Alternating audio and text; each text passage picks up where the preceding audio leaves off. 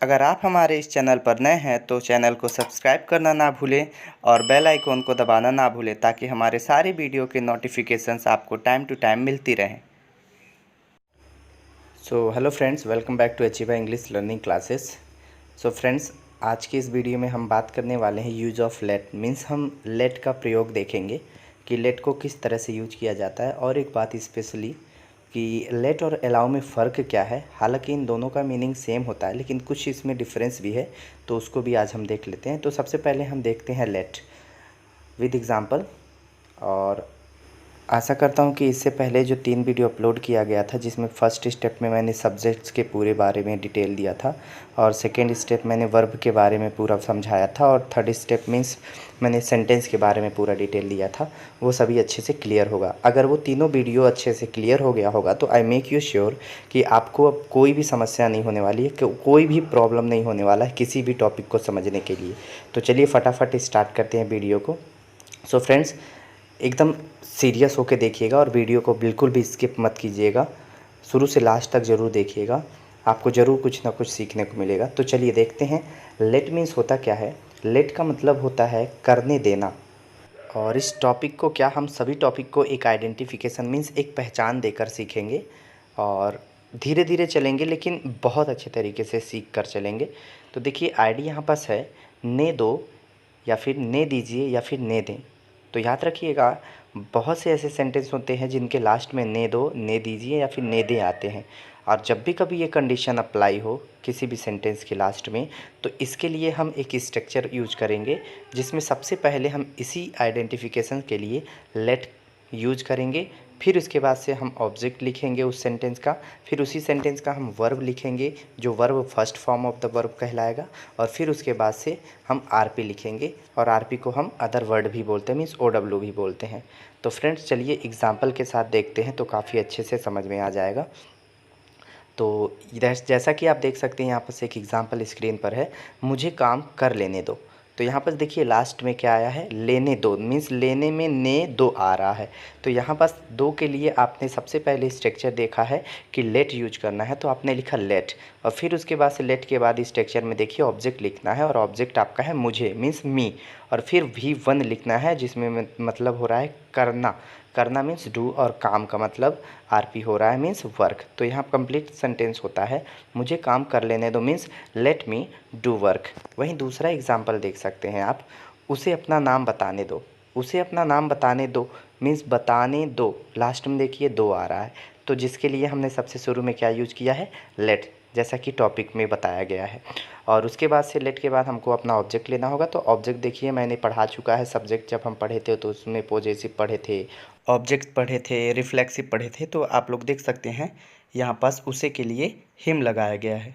और फिर इसके बाद से हमने V1 मीन्स बताने के लिए टेल लगाया है, और फिर उसके बाद से अपना नाम मीन्स हिज नेम। मैंने एक चीज़ बताया था, जो सब्जेक्ट होगा, जो ऑब्जेक्ट होगा, उसी के लिए जो अपना फॉर्म आता है, उस अपना फॉर्म के लिए हम उसी सब्जेक्ट का पॉजेसिव फॉर्म यूज करते हैं। तो जैसे देख सकते हैं हिम का पॉजेसिव क्या होगा, हिज होगा, तो यहाँ पास हिज नेम आया है। सो फ्रेंड्स, ये बात थी आइडेंटिफिकेशन ने दो की। अब बात करते हैं ने दीजिए और ने दें।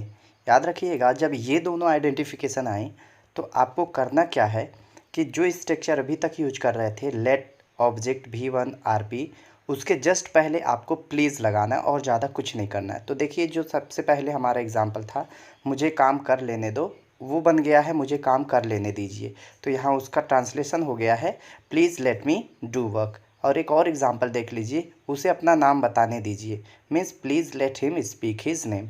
तो आपको उसी सेंटेंस के जस्ट पहले दीजिए आने पर प्लीज़ ऐड कर देना होगा, अदरवाइज़ ने दे आए तो प्लीज़ कर देना होगा, और ज़्यादा कुछ नहीं।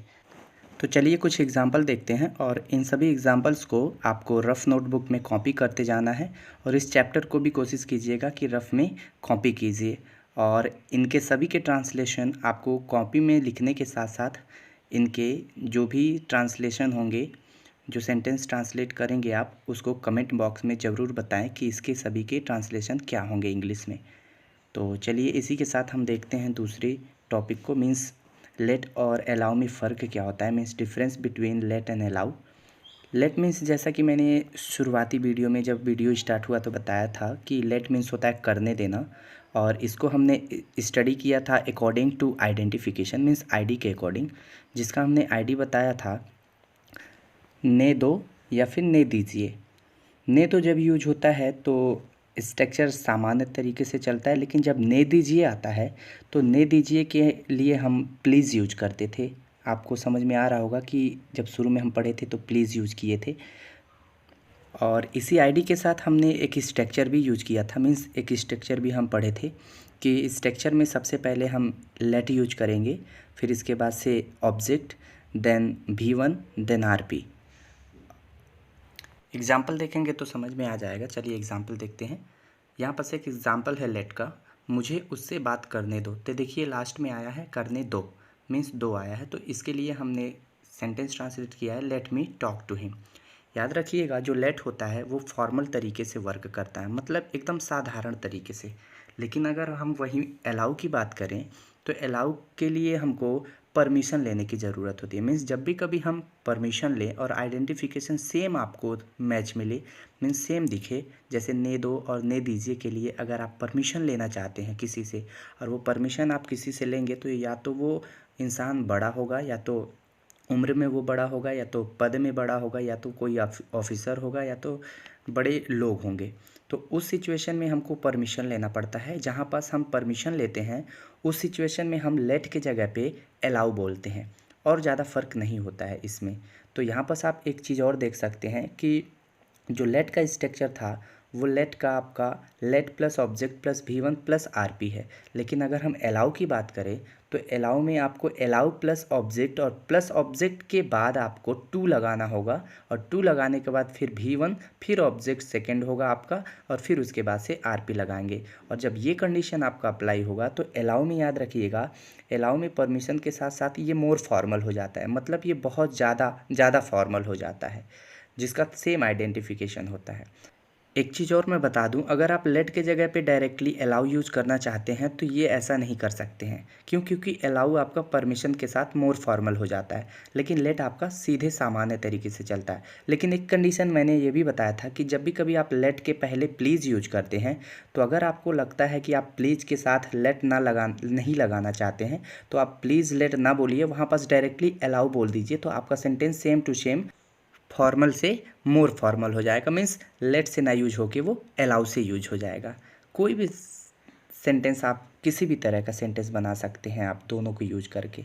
तो बस आपको ये याद रखना है दिमाग में कि लेट फॉर्मल होता है और अलाउ जो होता है वो परमिशन होता है, जिसमें परमिशन सेंटेंस में लेते हैं, और ये मोर फॉर्मल बन के चलता है।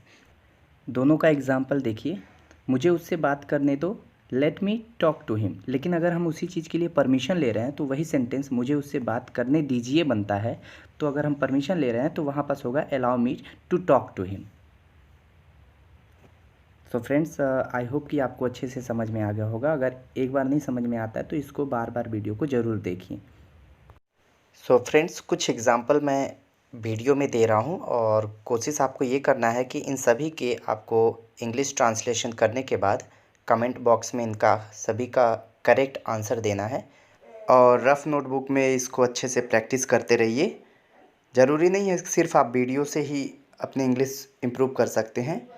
आप अगर रफ़ में प्रैक्टिस कर रहे हैं तो ये ज़्यादा इम्प्रूवमेंट वाला काम हो जाएगा आपके लिए। तो चलिए मिलते हैं अगले वीडियो में, तब तक के लिए अपना ख्याल रखिए। Have a good one, take care, bye bye.